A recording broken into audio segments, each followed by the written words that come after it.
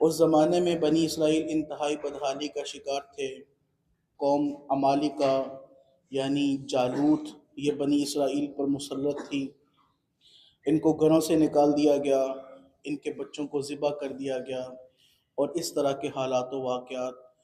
اور انہی حالات میں اللہ رب العزت نے بنی اسرائیل میں ایک نبی حضرت شموئیل علیہ السلام کو مبعوث فرمایا۔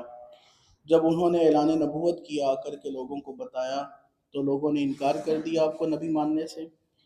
کہا کہ اگر آپ اللہ کے واقعتاً سچے نبی ہیں تو پھر آپ ایک بادشاہ مقرر کریں ہم میں، اور ہم جو ہے وہ لڑیں گے، جہاد کریں گے اس قوم سے جس نے ہمیں بے گھر کیا، جس نے ہمارے بچوں کو ذبح کیا، اور یہ سارا سلسلہ ہوا۔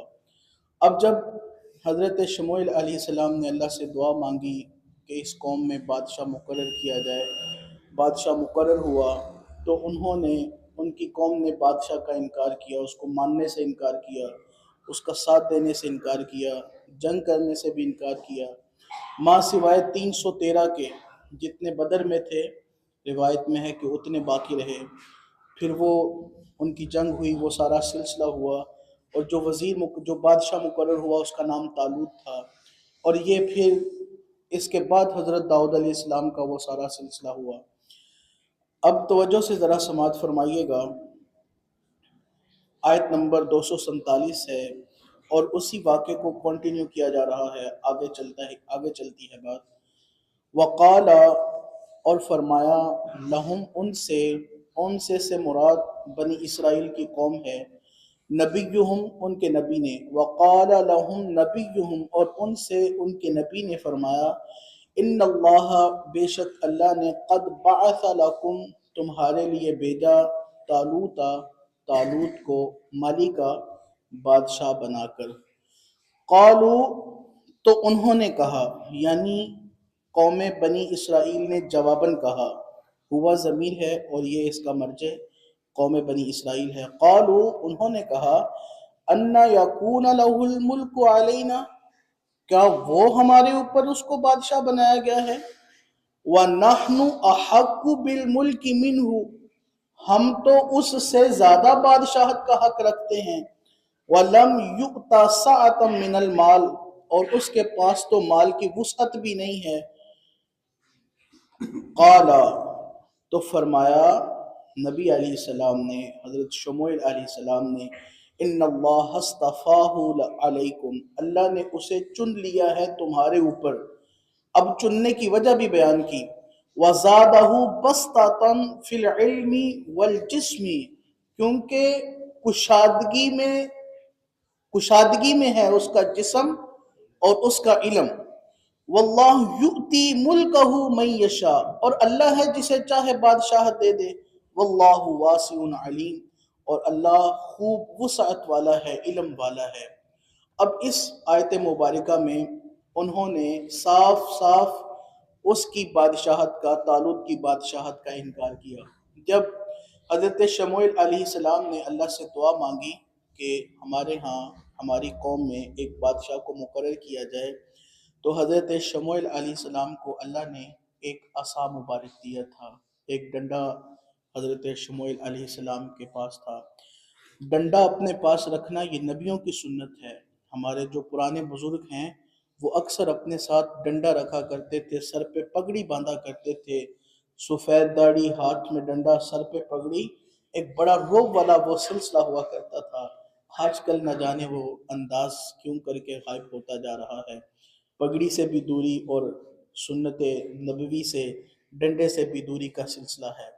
خیر وہ ڈنڈا حضرت شموئیل علیہ السلام کے پاس تھا، تو اللہ نے حکم فرمایا، اے نبی آپ اپنے ڈنڈے کی پیمائش کیجئے، آپ کی قوم میں جس کا قد اس ڈنڈے کے برابر ہے وہ آپ کی قوم کا بادشاہ ہے۔ اب جب پیمائش کی گئی تو جو طالوت نام کا ایک نیک بندہ تھا، ایک مقرب تھا، اللہ کا ولی تھا، وہ اس ڈنڈے کی پیمائش کے بالکل عین برابر آیا۔ اب یہ خاندان نبوت سے نہیں تھا، ماڑے گھر کا تھا، ایسے کہہ لیں، اگر آپ وضاحت چاہیں، تھوڑی تفصیل چاہیں، یعنی مالدار نہیں تھا، مال و دولت، پیسہ یا خاندانی حسب و نسب نہیں تھا، اب قوم بنی اسرائیل نے انکار کیا. اب سلسلہ یوں ہوتا تھا، حکومت اور نبوت یہ دو الگ الگ نبوت کے خاندانوں میں ہوتی. نبوت کے ایک خاندان میں جو ہے وہ سلسلہ ہوتا نبی ہونے کا، اور ایک خاندان میں حکومت ہونے کا سلسلہ ہوتا. اب نہ یہ حکومت والے خاندان سے تھے نہ نبوت والے خاندان سے تھے، بلکہ ویسے ہی مالدار بھی نہیں تھے. قوم کے ایک عام آدمی جسے تصور کیا جائے وہ تھے. انہوں نے کہا لو جی، یہ تو نبی کی اولاد سے ہی نہیں ہیں، نہ حکومت کے اعتبار سے ہیں اور نہ نبوت کے اعتبار سے ہیں. ہم تو نہیں ان کو مانیں گے. ان کے پاس پیسے بھی نہیں ہیں، مال بھی نہیں ہے، دولت بھی نہیں ہے.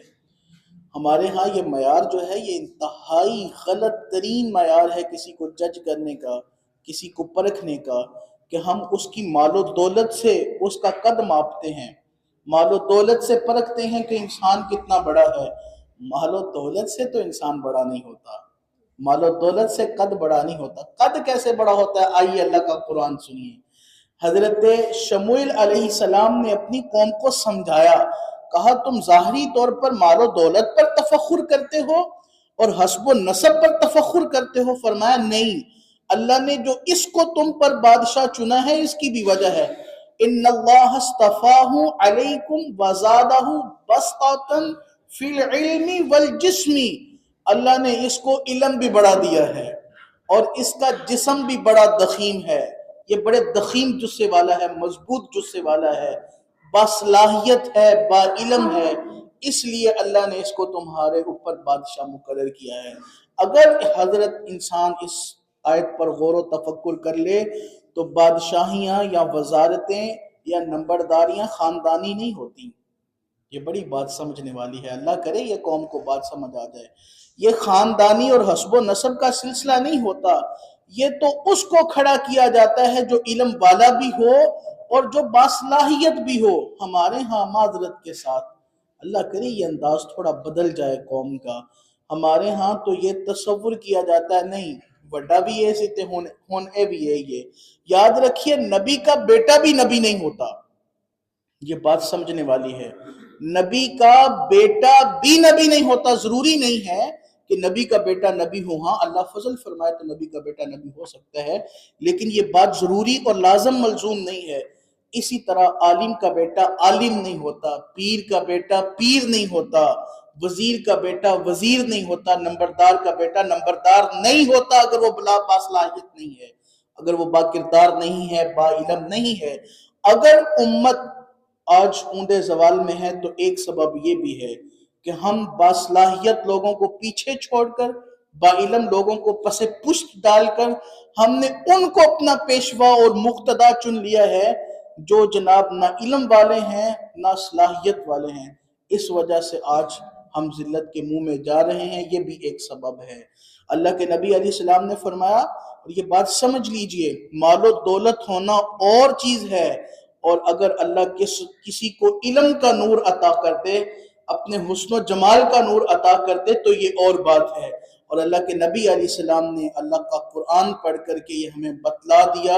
اور جو علم والے ہیں وہ مال و دولت والے سے درجے میں اوپر ہیں. فرمایا اللہ ہے جس نے چن لیا تم پر اس کو، کیونکہ زیادتی ہے، کشادگی ہے اس کے جسم میں بھی اور اس کے علم میں بھی. فرما واللہ یؤتی ملکہ من یشاء، اور اللہ ہے جسے چاہے بادشاہت دے دے.